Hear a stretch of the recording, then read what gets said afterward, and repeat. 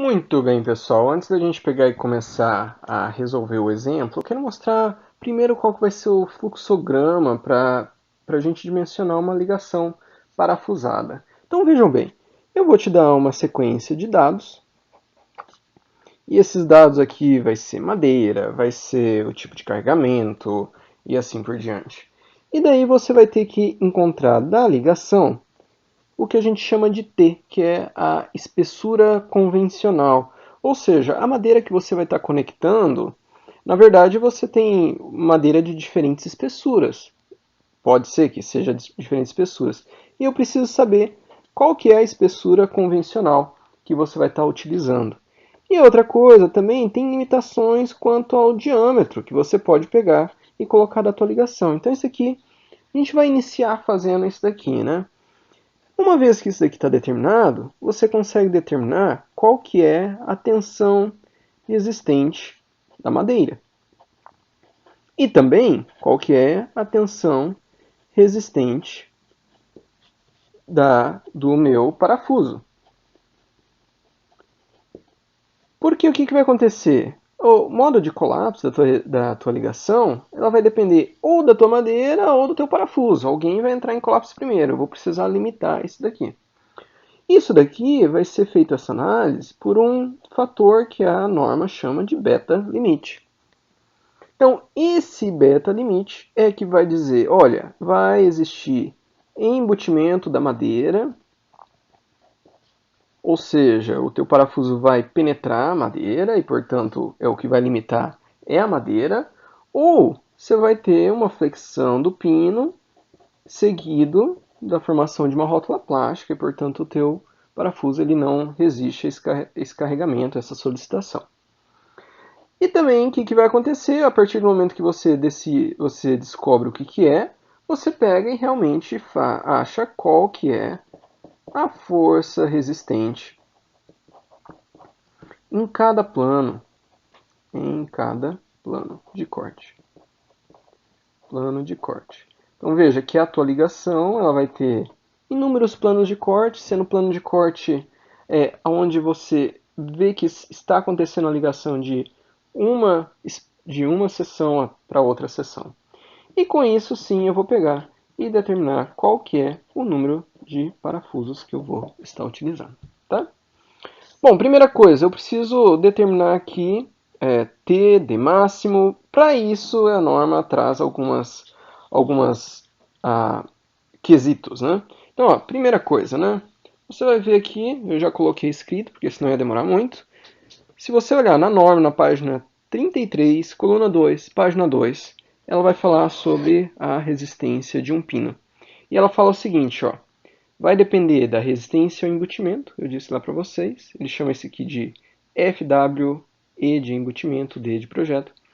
Vai depender da resistência ao escoamento de aço, porque é ele que vai determinar a formação dessa rótula plástica. Vai depender do diâmetro do pino e também da espessura convencional. Bacana. Então, esses aqui são os limites. O que é que você vai ter que estar... o que é que vai orientar aí o teu dimensionamento. E outra coisa que a norma fala, ela fala assim, olha, de novo na coluna 2, só que agora no parágrafo 3, ela fala, olha, ligação parafusada ou pregada, aliás, ele chama de ligação de pino, ele quer dizer ou parafuso ou prego, assim por diante. O teu diâmetro máximo, o teu diâmetro tem que ser menor ou igual à espessura convencional, que é a espessura, daqui a pouco eu vou conversar um pouquinho mais sobre isso, dividido por 2. Se for prego, você divide isso aqui por 5, o teu diâmetro máximo.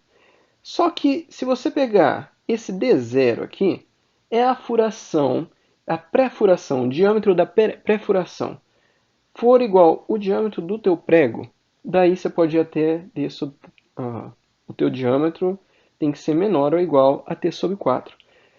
Veja, você pode achar que não é muito comum, mas ligações pregadas elas podem ser, sim, ter uma pré-furação e daí que você coloca o prego. E esse é o caso que você pode usar um diâmetro menor ou igual a T sobre 4. Então tá, com isso em mente, a gente consegue começar a fazer o nosso exercício. Então, ó, o nosso exercício aqui é o seguinte. Eu peço para você, aliás, esse exercício ele foi proposto pelo professor Nilson, há algum tempo atrás, e ele pedia o seguinte, ó, determinar a quantidade de parafusos para ligação perpendicular, ou seja, você tem aqui, suponhamos, um banzo, então, e as suas fibras estão orientadas assim, um banzo inferior, e aqui em azul está o seu montante, vou colocar aqui as fibras estão nesse sentido, tá? O que acontece?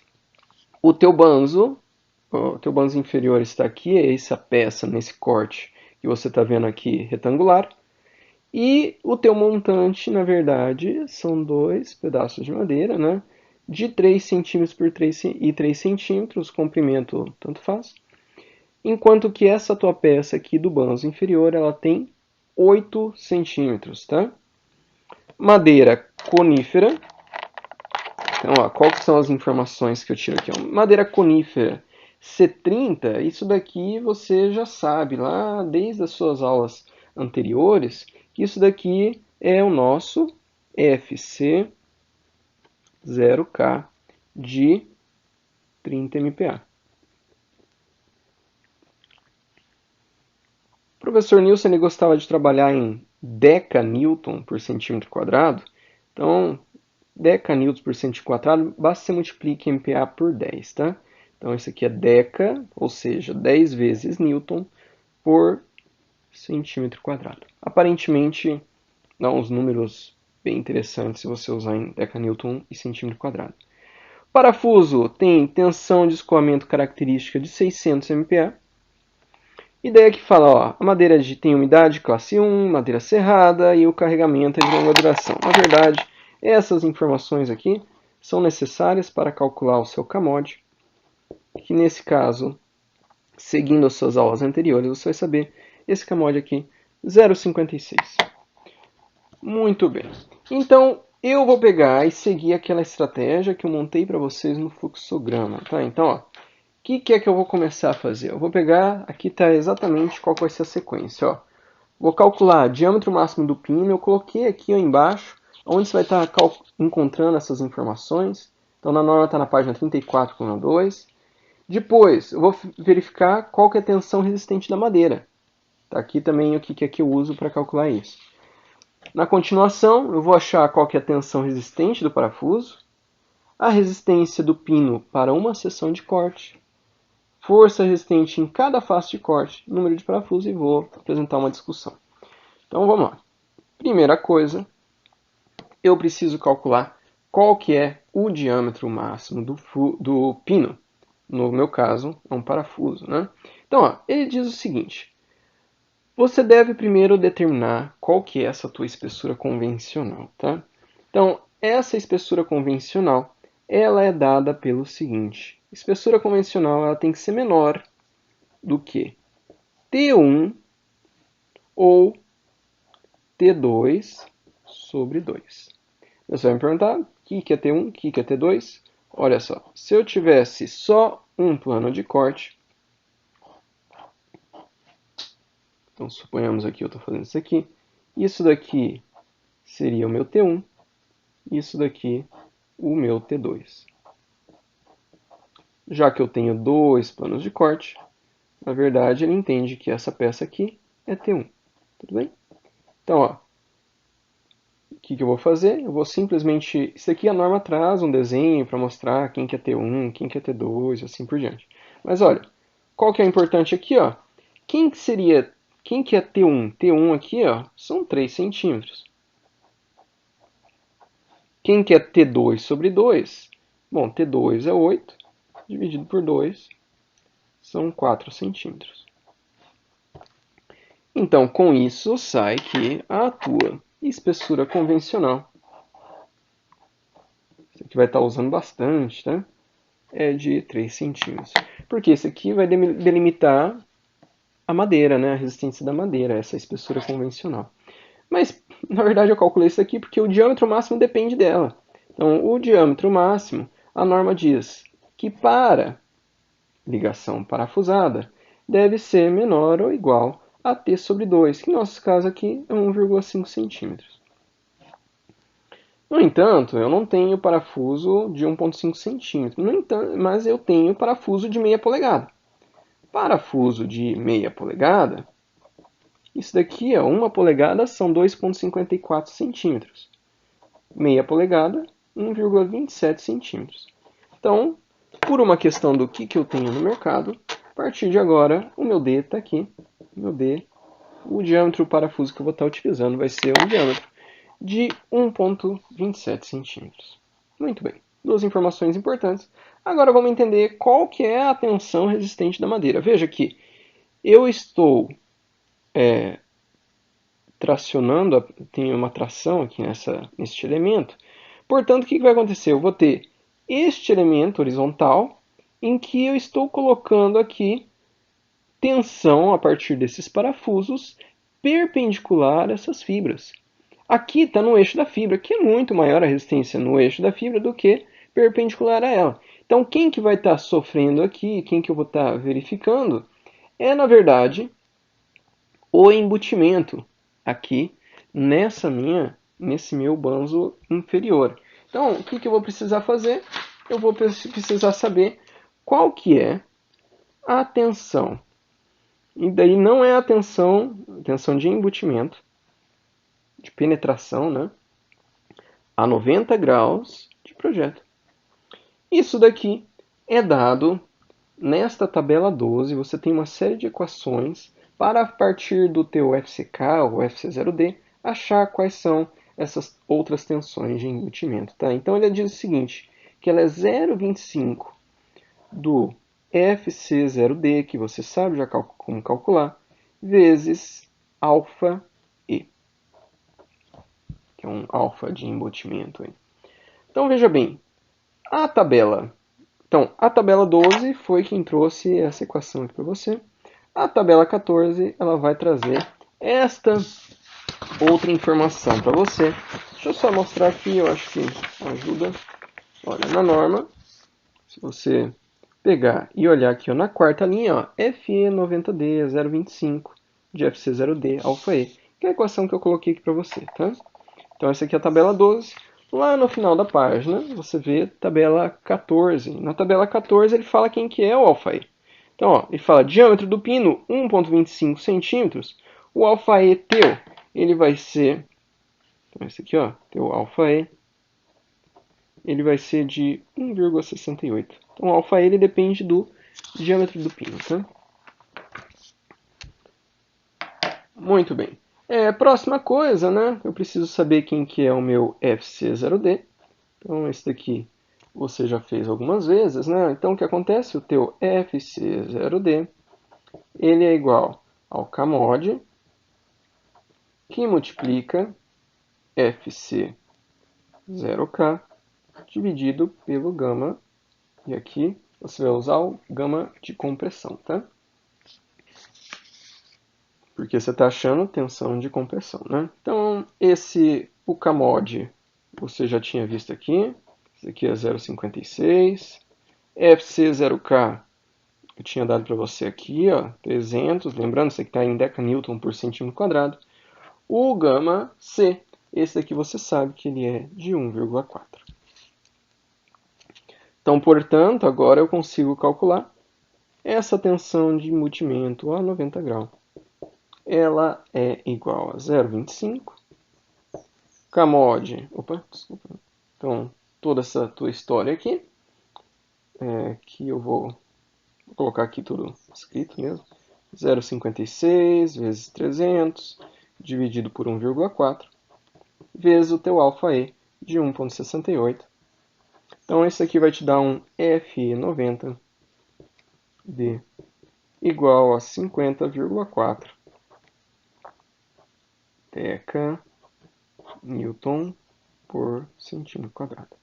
Então, essa aqui é a próxima informação aí que vai ser muito útil nessa toda terminação.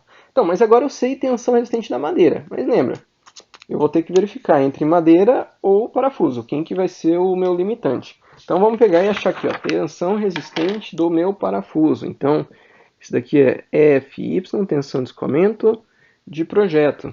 Quem que é isso? É simplesmente você pegar a tensão característica que eu dei para você, dividido pelo gama, ou seja, o fator de minoração, do aço, steel, né? S.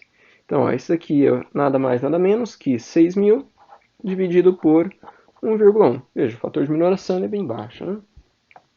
Isso daqui dá 54,55 decanewton por centímetro quadrado. Agora sim, eu consigo saber a resistência desse teu pino, né, dessa tua ligação. Por quê? Agora eu vou pegar e calcular aquele beta limite. Antes de calcular o beta limite, eu verifico qual que é o beta para a minha ligação, que é o que? O beta ele é definido pela espessura convencional dividido pelo diâmetro. Então, ó, a tua espessura convencional, você viu lá para trás, era de 3 centímetros. E o teu diâmetro do parafuso, né, 1,25 meia polegada. Então, isso daqui vai dar 2,4. Então, esse aqui é o teu beta da tua ligação. Qual que é o beta limite? Então, ó, o beta limite, isso aqui a norma também vai trazer para você, lá na página 33, na coluna 2, ela vai falar, olha, o beta limite é o seguinte. Esse limite aqui, o que ele quer dizer? Isso aqui é o limite entre o embutimento ou flexão do parafuso, tá? Então, ele é dado por 1,25 de FYD, que eu calculei aqui em cima, por FED, ou seja, o embutimento. Então, isso aqui vai dar 1,25. E daí eu tenho aqui 5454,55 dividido lá atrás eu tinha calculado o FED, que era 50,4 decanewton por centímetro quadrado. Então isso aqui vai dar 13. E daí a norma fala assim, olha, se o teu beta ele tiver menor do que esse teu beta limite, você vai ter embutimento.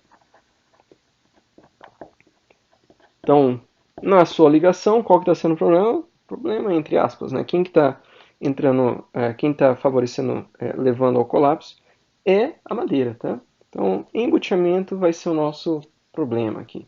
Então agora eu vou pegar e fazer o seguinte, já que eu sei o que é embutimento, daí eu pego e encontro qual que é a equação para achar qual que é a força existente em cada face de corte.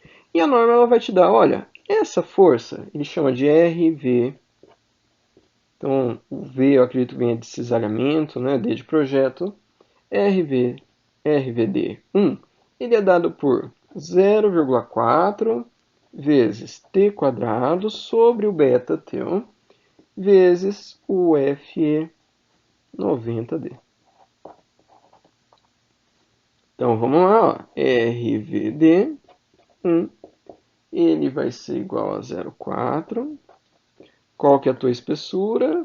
A tua espessura convencional, 3 centímetros. O teu beta, 2,4. E o teu FE, 50,4. Isso aqui vai te levar a 75,6 decanewton. Então, excelente. Agora eu preciso saber qual que é o número de parafusos. Veja, cada corte, cada seção de corte. Então, eu vou só fazer um desenho aqui. Ó. Vamos supor que nessa tua ligação, você só fosse ter um parafuso, tá? Você tem um plano de corte, tá aqui. Aqui você tem um plano de corte. Aqui você tem o teu segundo plano de corte. Agora vamos supor, não, vou colocar em vez de um parafuso, eu vou colocar 3 parafusos. Quantos planos de corte você vai ter aqui? Vai ter um aqui, e você vai ter no próximo parafuso outro, no próximo outro, do outro lado, 1, 2, 3. Então esse aqui são 6 planos de corte. Isso daqui, esse 1 aqui, te dá, para cada plano de corte, você tem 75,6 decanewton de resistência. Bom, vamos voltar lá no nosso problema, né? E o que acontece, né? Olha, essa peça aqui, ó, você está recebendo PD sobre 2. Então veja, se eu tivesse aqui, eu saberia, olha, tenho 2 planos de corte, portanto eu vou precisar de 2 parafusos, né?